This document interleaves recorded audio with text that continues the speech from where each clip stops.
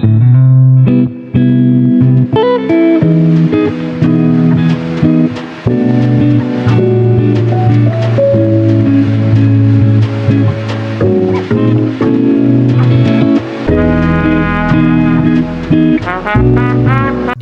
bienvenidos a nuestro nuevo episodio, el episodio 15 de nuestro Café de las 5. En este podcast hablaremos sobre gestión ambiental y evaluación de impactos ambientales.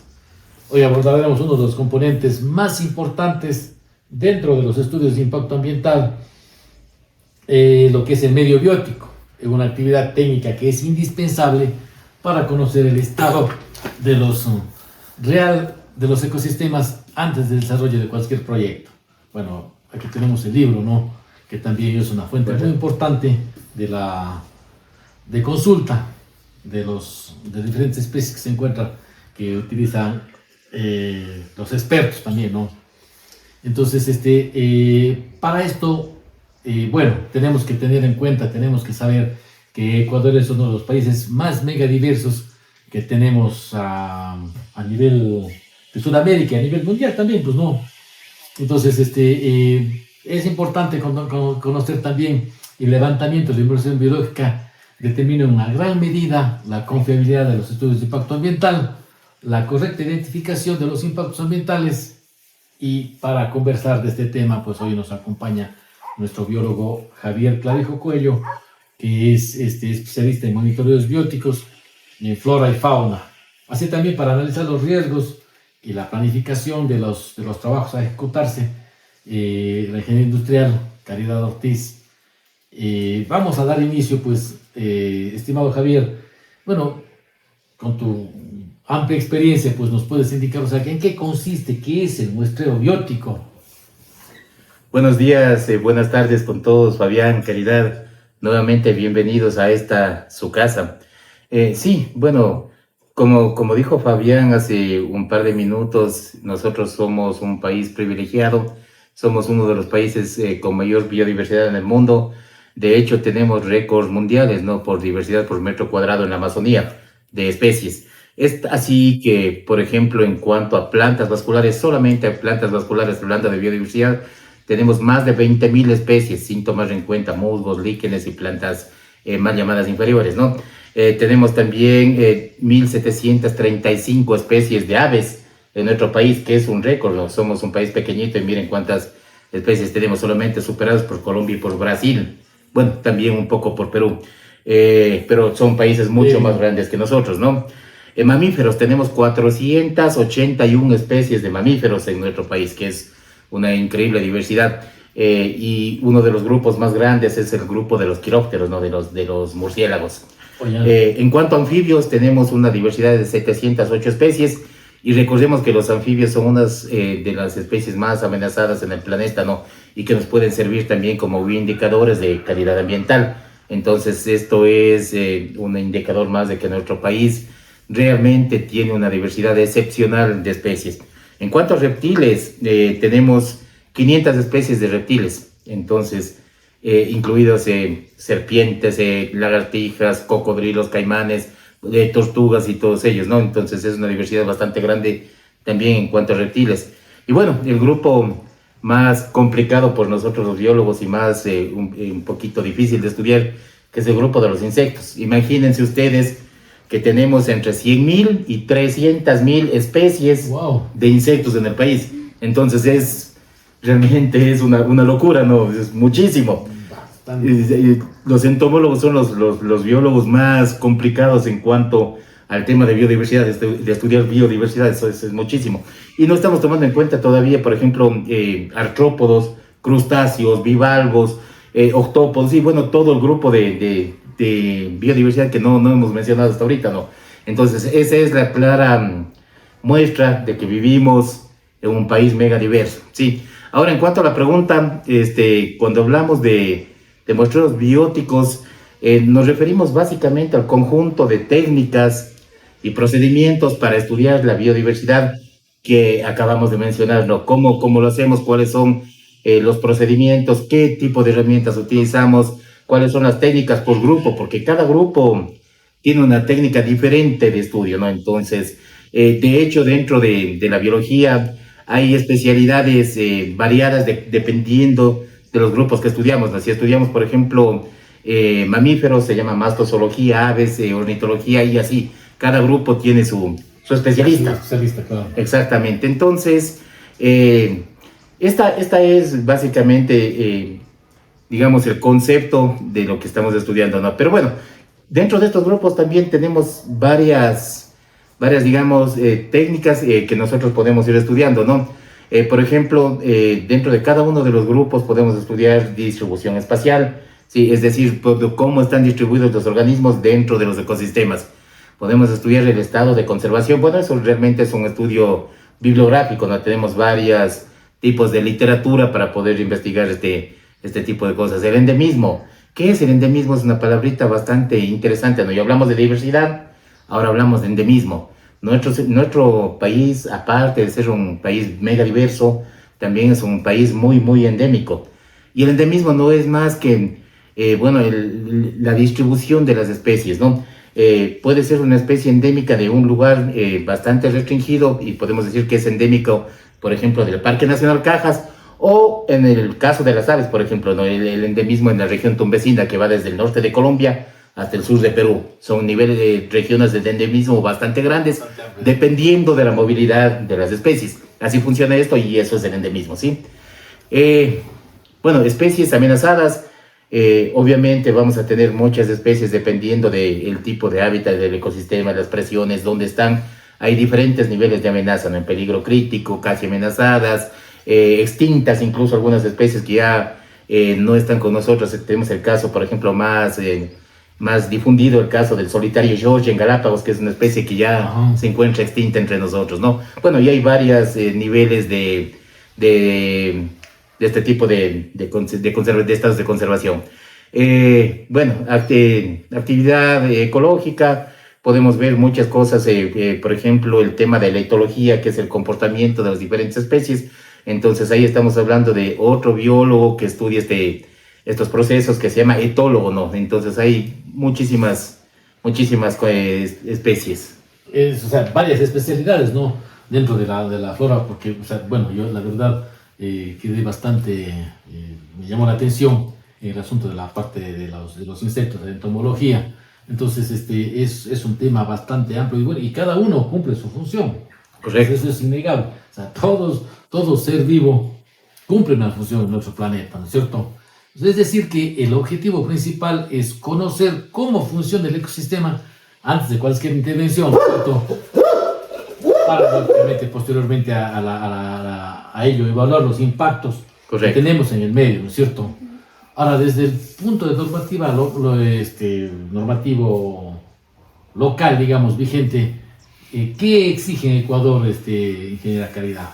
Bueno, con respecto a la legislación ambiental, se establece claramente que todo estudio de impacto ambiental siempre debe contener una caracterización muy detallada del componente biótico o fauna, flora, como habíamos comentado. Entre los principales cuerpos normativos que nos rigen con respecto a esto está la Constitución del Ecuador, el Código Orgánico del Ambiente, junto con su reglamento, la norma técnica de elaboración de estudios de impactos ambientales y una guía técnica emitida por el Ministerio de Ambiente y Energía.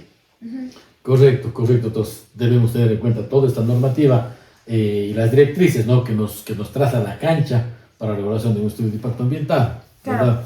porque el Código Orgánico del Ambiente establece que los estudios de impacto ambiental se deben incluir un diagnóstico con una línea base de los componentes físicos y los bióticos, con especial atención a los ecosistemas que son frágiles o que pueden verse amenazados, así por especies nativas, endémicas y, como habíamos comentado, amenazadas. Además, que las guías técnicas del Ministerio de Ambiente y Energía requieren que cada uno de sus componentes bióticos describan la metodología exacta, los sitios y el esfuerzo del muestreo, así como los resultados para la flora, fauna terrestre y también la flora acuática. Correcto, entonces es una de las exigencias dentro de nuestra legislación y normativa, ¿no es cierto? Y lógicamente antes de elaborar los trabajos, antes de llegar al campo, salir al campo, ¿no es cierto? Nosotros debemos hacer una planificación. Todo requiere una planificación, todo debe regirse en base a una planificación. ¿Qué es lo que vamos a hacer? ¿Cuáles son los riesgos que vamos a tener también en el campo, ¿no? y a qué nos estamos yendo, ¿no es cierto? Entonces, antes de salir al campo, nosotros tenemos hacer una planificación muy importante, ¿no es cierto? Y esto, ¿qué debería contemplar? ¿Qué es lo que deberíamos hacer? Correcto, mi estimado Fabián, tiene toda la razón, sí. Básicamente, antes de salir al campo, debemos hacer una planificación que normalmente incluye primerito la delimitación del área de muestreo. Sí, debemos hacer un análisis en algún software del sistema de información geográfica, se me ocurre ArcGIS o ArcView, y revisar dónde vamos a estar ubicado nuestro proyecto, ¿no? Y cómo vamos a ubicar las diferentes técnicas de muestreo.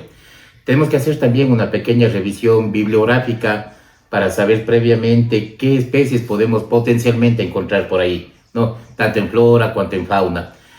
Bueno, nosotros también hacemos, como ya les dije anteriormente, un análisis cartográfico de la zona. Podemos estudiar mapas de cobertura vegetal, mapas de usos de suelos, entre los muchos mapas que podemos hacer, ¿no? Cobertura vegetal es muy importante, como les dije, porque nosotros podemos saber ya cuáles son los doseles, el tamaño de dosel, qué podemos planificar, qué estudios y cuáles son las técnicas que podemos usar para los diferentes grupos de biodiversidad. Sí, también, bueno, podemos ver los tipos de ecosistemas. Esto nos sirve bastante porque no es lo mismo trabajar en un ecosistema de bosque seco o de bosque húmedo alto andino. Entonces, cada quien requiere de su diferente técnica, ¿no? Otra cosa que es interesantísimo y que es muy importante es el tema de la accesibilidad.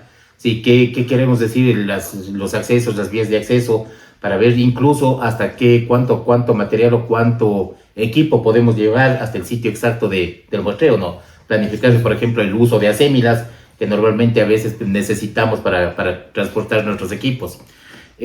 Bueno, la estacionalidad es también muy importante. Si estamos en invierno, estamos en verano, necesitamos diferentes tipos de equipamiento, ropas, zapatos de montaña, o a veces usamos botas de caucho, ¿no? Cuando hay mucho lodo, entonces eso es muy importante saberlo. Y bueno, finalmente el cronograma, ¿no? Tenemos que hacer un cronograma de muestreo para saber qué días vamos a muestrear qué tipo de taxas o taxones, ¿no? Entonces, bueno, es importante también solicitar, cuando nosotros vamos a hacer un proyecto y necesitamos recolectar muestras, sea de flora o de fauna, solicitar el permiso a la autoridad competente, ¿no? Para poder coleccionar las muestras y ver o contactar con los diferentes laboratorios para depositar las muestras y poder hacer el trabajo de taxonomía. Se ocurre vivariums, zoológicos, herbarios también, donde se depositan las muestras botánicas. Y bueno, esa es básicamente lo que necesitamos planificar antes de los estudios bióticos. Excelente, Javier. Bueno, como habíamos comentado con respecto a la planificación, es algo que sí o sí se debe hacer, y tampoco se debe dejar a un lado la obtención y la creación de los planes de contingencia y emergencia, además de usar los equipos de protección personal durante los monitoreos o muestreos. Se podría decir que en términos generales lo principal y que nunca debe faltar es el plan de emergencia y contingencia, y siempre en coordinación con los entes gubernamentales, donde se pueda conseguir, por ejemplo, los sueros antiofídicos en caso de una mordedura de una serpiente, que es algo que puede pasar y se debe contar en el plan. Totalmente de acuerdo, ¿no? Entonces, tener, por eso era importante en la planificación, la accesibilidad. Inclusive correcto, en caso de que alguna situación, un evento no deseado, un caso fortuito, alguna situación, entonces contactar a los organismos de socorro, tener el contacto, ¿no? De los posibles mordeduras de serpiente. Claro, lógicamente por la zona que ha mencionado Javier, hay determinado tipo de una u otra especie, ¿no? Que puede ser, entonces sí es importante. Ahora, para hacer todo esto, en cuanto a lo que es las metodologías de muestreo, por ejemplo, en cuanto a flora, ¿nos puedes ilustrar un poco? Claro que sí, Fabián. Bien, vamos a desglosar ahora, ¿no? Taxón por taxón, cómo hacemos los muestreos, cuáles son las principales técnicas que utilizamos para ello, ¿no? Y empecemos por el grupo más grande, que es la flora, ¿no? Es, digamos, uno de los principales componentes dentro de los estudios bióticos, de impacto ambiental, planes de manejo y cualquier estudio que estemos haciendo. Y hay varias técnicas dependiendo de de donde nosotros nos encontremos, ¿no? Principalmente lo que nosotros utilizamos son parcelas de muestreo. ¿Qué es una parcela? Es un área que básicamente es un cuadrado de 1000 metros cuadrados dentro del bosque, sí, 50 por 20, y donde nosotros recogemos datos de riqueza y abundancia, es decir, cuántas especies hay y cuántos individuos de cada especie existen en este lugar. Sí, entonces, ¿qué nosotros hacemos con esta información? Bueno, básicamente después calcularemos en el análisis de datos índices de diversidad, por ejemplo, ya hablaremos después de ese tema de la estadística, ¿no? Pero básicamente nos sirve para eso. También podemos utilizar transectos. ¿Qué es un transecto? Básicamente es un recorrido dentro del bosque. Normalmente se lo hace de 1 kilómetro, donde se va anotando lo que es riqueza de plantas. ¿Cuántas especies de plantas hay? Para eso sirven los transectos. Luego utilizamos cuadrantes. Podremos utilizar cuadrantes pequeñitos. Por ejemplo, se utiliza de 50 por 10 metros, donde nosotros podemos ver riqueza específica solamente. Por ejemplo, se me ocurre a mí de plantas epífitas. ¿Qué son plantas epífitas? Son plantas que viven sobre otras plantas, ¿no? Ya hablaremos de eso. Entonces, básicamente esta es la técnica de los cuadrantes. Inventarios forestales que ahora nos pide la autoridad competente, y esto se lo realiza básicamente cuando va a haber dentro de un proyecto productivo remoción de cobertura vegetal, ¿sí? Entonces, nosotros hacemos un inventario forestal en el 0.1% del área total que compromete al proyecto productivo, que es lo que nos pide la ley. Y dentro de eso, nosotros lo que recogemos son datos como riqueza, abundancia, altura de las plantas, para luego calcular, por ejemplo, el volumen comercial de la madera y ver el tema económico, ¿no? ¿Cuánto nos cuesta esto? Y para eso sirven ese tipo de muestreos. Bueno, esos son básicamente las técnicas que utilizamos para estudiar la flora, ¿sí?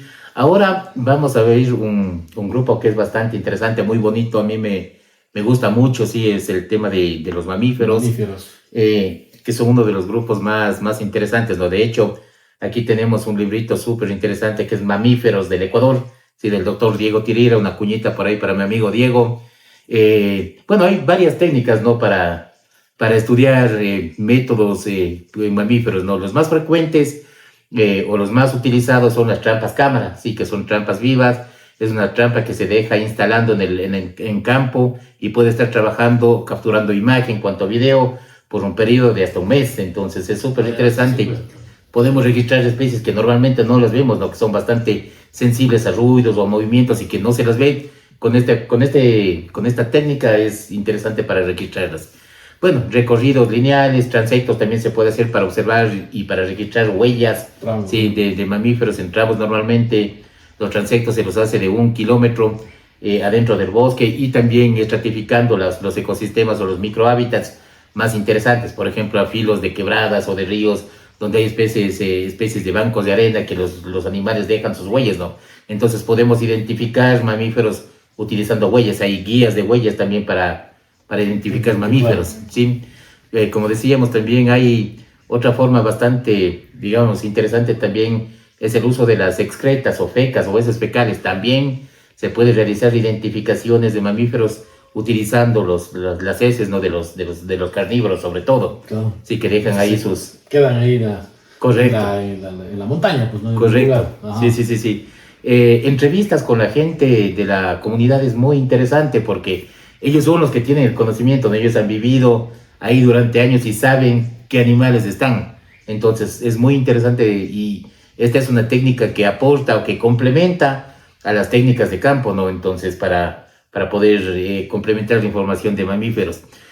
Bueno, redes para murciélagos, que ya habíamos hablado de las famosas redes de neblina, que son una especie de redes que se las utiliza para trabajar en aves y en mamíferos voladores, como son los murciélagos, que son muy interesantes y podemos colectar bastante información, ¿no?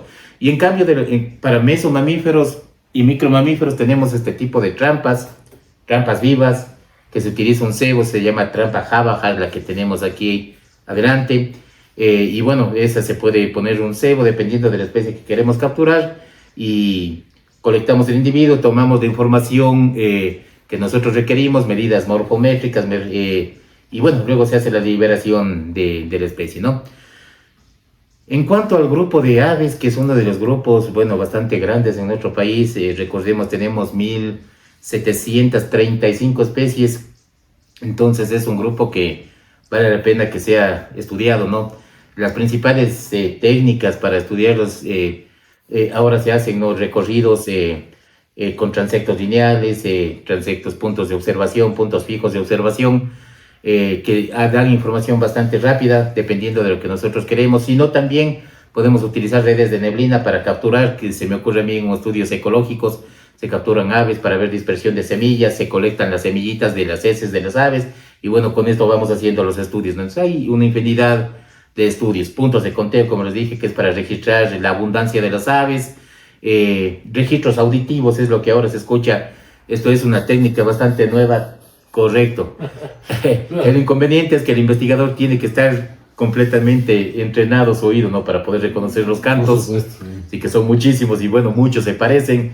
Entonces la persona o el técnico o el ornitólogo que está haciendo el estudio tiene que tener la capacidad, ¿no?, la Un experiencia. oído muy afinado. Correcto. Un ingeniero de sonido.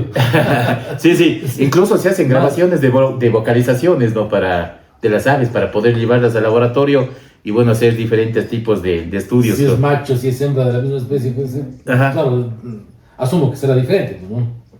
Sí, Como todo está. en cuanto a vocalizaciones, hay muchísimos estudios que se puede hacer. Incluso ahora están haciendo estudios de niveles de sonometría de las aves para hacer... El nivel de intensidad. Ajá, exactamente. Por ahí, Y bueno, algún guía de orquesta sí que esté. y bueno, ahí hay muchos estudios, ¿no?, muchas técnicas para eso. Normalmente los estudios que se hacen con aves, se hacen transectos, como les dije, y tenemos que tener herramientas para hacerlo, ¿no? Un buen par de binoculares con una buena definición para poder ver las aves, ¿no?, en la mañana y en la tarde. Entonces es diferente, tenemos que tener unos buenos binoculares o un telescopio que se usa ahora, es bastante interesante. Eso en cuanto a las aves, Fabián. Ahora tenemos un grupo muy chévere, muy interesante, que es la herpetofauna. Sí, de hecho, me parece que en un episodio anterior ya hablamos un poquito sobre serpientes. Hablamos, sí. Sí, entonces, muy importante. hay algunas técnicas para estudiar este tipo de grupos, ¿no? Bueno, básicamente hay que dividir en dos grupos, anfibios y reptiles. Para estudiar reptiles, lo que nosotros hacemos, bueno, que los herpetólogos hacen, es transectos durante el día, en los días más calurosos, en las horas más calurosas del día, para poder registrar serpientes y para poder registrar lagartijas o otro tipo de herpetos, ¿no?, de reptiles. Uno de los grupos más bonitos o más interesantes para los herpetólogos son las serpientes. Hay una guía muy interesante que es de serpientes venenosas de nuestro país, del Ecuador, que es utilizada por casi todos los herpetólogos para realizar identificación taxonómica de este grupo. Entonces eso, transectos en la mañana, transectos en la noche, caminatas.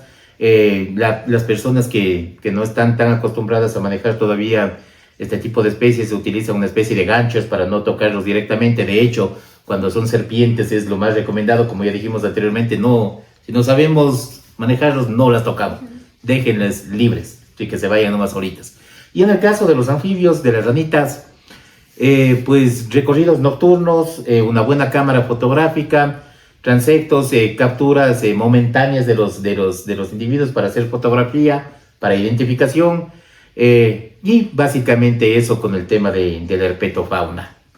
Ahora, con el grupo más grande, más difícil a mi modo de ver, mis respetos para los entomólogos. Imagínense, tienen que estudiar entre 100.000 y 300.000 especies de insectos, es bastante grande, un grupo muy amplio. Y hay muchísimas técnicas, ¿no? Dependiendo del grupo que nosotros queremos estudiar. No es lo mismo estudiar lepidópteros o mariposas que coleópteros o escarabajos. Sí, hay diferentes tipos de técnicas para cada grupo, ¿no? Bueno, podemos estudiarlos con trampas, por ejemplo, trampas de luz que se utilizan en la noche para estudiar lepidópteros, sí, o mariposas nocturnas, o polillas, o insectos nocturnos, que no es más que una sábana grande. Y generalmente se viene una lámpara, ¿no? Exacto, una sábana grande, blanca, y atrás colocamos una lámpara que hace de una pantalla de luz, y ellos normalmente, como son fotorreceptivos, se acercan a la luz, y bueno, ahí podemos colectar o estudiar o fotografiar las especies, ¿no? Esas son las famosas trampas de luz. Las trampas Pitfall Lamentablemente se usa este tipo de trampas, son trampas de caída, trampas que se capturan los insectos, bueno, y son para colección de individuos. Entonces es una especie de tarrina o de no sé, un balde grande enterrado en el suelo, y al fondo le ponemos normalmente algún atrayente y con eso capturamos los individuos, ¿no? Los insectos. Y bueno, redes entomológicas, ¿no? Correcto. Sí, normalmente si estudiamos lepidópteros, lo que nosotros usamos como cebo es guineo fermentado, un poquito ya dañado, y ellos es espectacular para eso, se captura muchísimo. Ah, sí, ¿no? Y bueno, las redes entomológicas, ¿no? Tenemos unita por aquí volando, que es una red que básicamente es para capturar insectos voladores, mariposas, cualquier volador. Entonces es muy interesante el uso de estas redes. Red, ¿no? Sí. Ahora hay un grupo muy interesante, la ictiofauna, que es muy bonito, ¿no? Al menos para que nos gusta pescar. Entonces es muy chévere, es un grupo interesante de los peces que se utilizan, bueno, técnicas como el uso de cañas de pescar, el uso de redes, el uso de atarrayas, el uso de trampas vivas que se les deja un anzuelo durante la noche con un cebo, y bueno, al otro día podemos revisar, ¿no? qué es lo que nos ha caído, y bueno, tomamos datos de riqueza y abundancia para hacer los cálculos estadísticos posteriores, ¿no? En cuanto a los macroinvertebrados, bueno, son básicamente, para comentarles, son insectos acuáticos, ¿no? Que viven en los ríos, en todos los cuerpos de agua. Y estos macroinvertebrados son muy interesantes porque son bioindicadores de la calidad biológica del agua. Entonces podemos saber si es que el agua está contaminada, no está contaminada, cómo está, si es que tiene contaminación orgánica, contaminación química. Entonces estos insectos son muy interesantes. Representan excelentemente como bioindicadores de calidad de agua, como ya les comenté, y se utilizan, bueno, para el estudio de trampas tipo D, trampas, redes de sorbe, redes de patada. Aquí tenemos una de las redes, ¿no? Que nosotros utilizamos, que es la red de patada, donde la introducimos en el lecho del río, de la quebrada, del cuerpo acuático, pateamos o removemos el lecho del río durante más o menos unos 5 minutos, lavamos todo el material y los insectos quedan atrapados en la red, ¿no? Entonces, luego procedemos a hacer una recolección mediante el uso de pinzas, y bueno, estos sí son organismos que deben ser llevados al laboratorio para identificación. Entonces necesitamos el permiso de la autoridad ambiental para llevar estas muestras a un laboratorio y bueno, hacer el análisis correspondiente, ¿sí? Claro, yo una vez he tenido todos los datos de campo ya de los insectos, de los mamíferos y todo. Entonces ahí vienen los análisis y el trabajo de oficina, ¿no?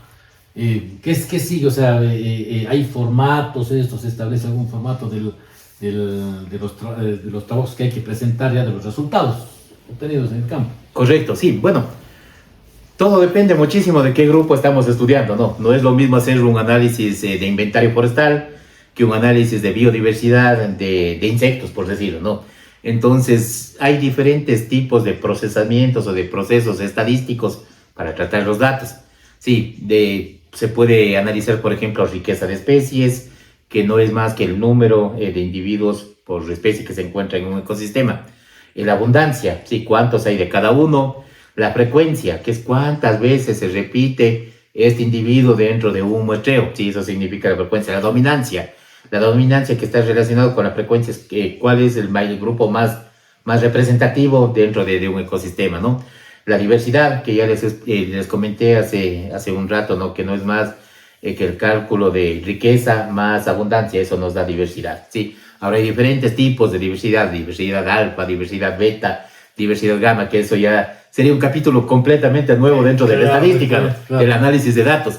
Incluso ahora hay programas que son muy avanzados, que a mí me gustan mucho, por ejemplo, el uso de R, que es para programar dentro de la estadística, ¿no? Entonces, es lenguaje de programación, que eso sería otro curso completamente diferente. Sí, la similitud, sí, también índices de similitud que nosotros podemos calcular, curvas de acumulación de especies, sí, se lo utiliza para revisar o para saber hasta cuánto tenemos que dejar de muestrear, ¿no? Entonces vamos muestreando, y es la curva de Gauss, ¿no? Donde llegamos a la asíntota, es hasta ahí podemos muestrear, y esa es la curva de acumulación de especies. Bueno, también se analizan una infinidad de datos, ¿no? Hay muchísimas cosas que podemos analizar y ver, ya una vez hecho el trabajo de campo, podemos ver cuáles son las especies amenazadas, por ejemplo, cuáles son las especies endémicas, las especies CITES. Para esto, nosotros ya tuvimos que haber hecho un trabajo anterior de taxonomía, de sistemática, ¿sí? De identificar las especies. Con eso podemos ya ir viendo este tipo de cosas. Las listas rojas, que son muy interesantes, que nosotros las utilizamos para ver los estados de conservación y vulnerabilidad de las especies, estados de conservación en la naturaleza, como les dije, los libros rojos. Bueno, ahí podemos ver cuáles son las especies sensibles, algunos análisis de conectividad ecológica entre lugares. Si estamos hablando, por ejemplo, de dispersión o polinización, dispersión de semillas, polinización, podemos hacer este tipo de análisis, ¿no? Utilizando estos datos. Bueno, hay también, como dicen, las guías técnicas que sirven para hacer identificación rápida en campo. Lo que tenemos aquí, por ejemplo, la de mamíferos, tenemos la de serpientes venenosas de nuestro país, las guías que nos da el Ministerio de Ambiente también tiene varias guías para identificación de especies, ¿no? Entonces hay un sinfín de herramientas que ahora tenemos. Imagínense, mi estimado Fabián y Cari, solamente la flora del Ecuador para identificar plantas del Ecuador es una colección de 60 tomos de libros. Sí, entonces cada familia, el tomo de Melastomatácea, el tomo de Orchidiaceae, el tomo de Poaceae, el tomo de Ericaceae, y bueno, tenemos muchísima diversidad, ¿no? Entonces, es una colección bastante grande que normalmente solo los herbarios la poseen. Entonces, dependiendo de cada grupo, digamos, la biodiversidad es tan amplia que dependiendo de cada grupo tenemos un sinfín de técnicas que podemos utilizar y sobre todo de los objetos del estudio, ¿no? ¿Qué queremos hacer? Ya, sí. Claro que sí, eso es una situación que, bueno, la gente al desconocer este tema dice, no, únicamente saber a registrar un registro fotográfico y todo, pero detrás de todo el trabajo de campo, mire, todo lo que se acaba de mencionar Javier en una cápsula, porque esto va mucho más allá, ¿no? Y lógicamente para que esto sea, digamos, un estudio bastante apegado a la realidad. Entonces, nosotros, bueno, con experiencia dentro de la empresa consultora, tenemos varios años de experiencia ya en lo que son los estudios de impacto ambientales y nosotros hemos hecho un autoanálisis, ¿no? De los errores más frecuentes que se vienen dando al realizar precisamente un estudio de impacto ambiental. Entonces, entre los errores más frecuentes que lo hemos determinado nosotros como compañía consultora, entonces son, por ejemplo, los días de trabajo de campo. Son muy pocos días de trabajo de campo.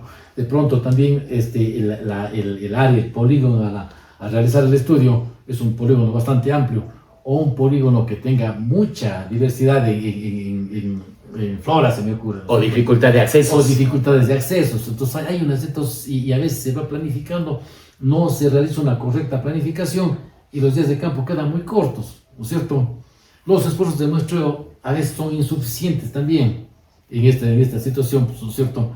Y lógicamente, entre otros de los errores que tenemos ahí, por ejemplo, una ausencia de representatividad temporal, ¿sí? La identificación de la taxonomía incorrecta, ¿ya? Mapas inconsistentes, hay una serie, ¿no? Fotografías sin georreferenciación, porque llegaron tomadas las fotografías y a la final dice, bueno, ¿esto dónde estaba?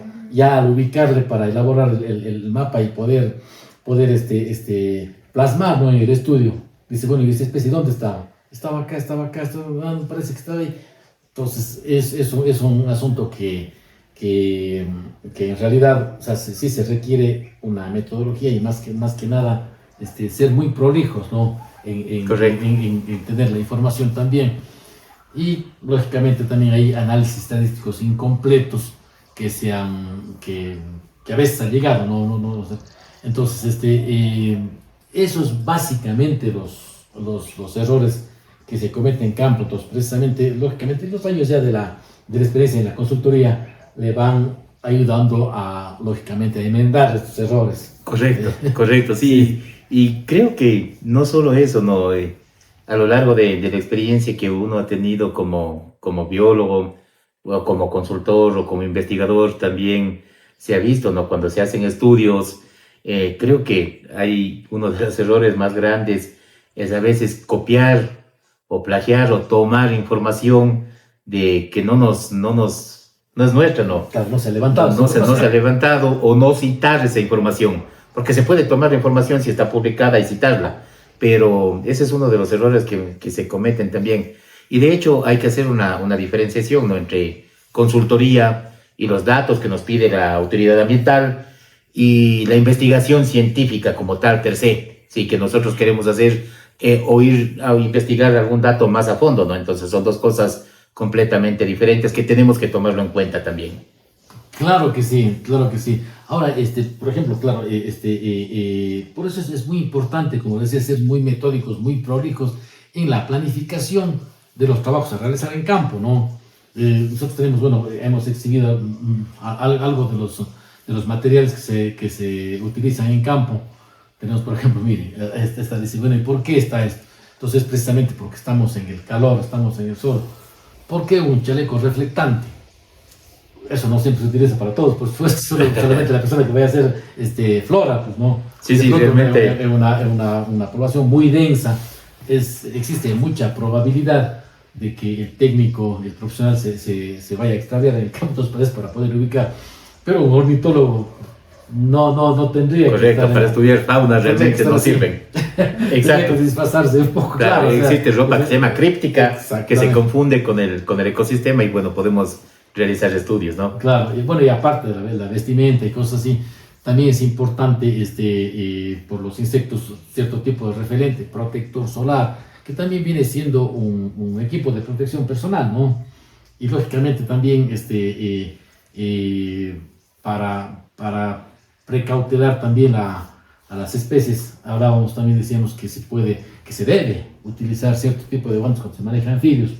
Correcto, de hecho sabemos que los anfibios son especies bastante susceptibles, ¿no? Entonces, si por ejemplo nosotros utilizamos un repelente para mosquitos o un protector solar, son productos químicos, ¿no?, que realmente podrían causar algún impacto en las poblaciones de anfibios. Entonces es por eso que se recomienda el uso de guantes para no dañarlos, ¿no?, porque son bastante sensibles. Correcto, sí. Bueno, son temas que podemos irlos ampliando un poco más, ya más específicamente.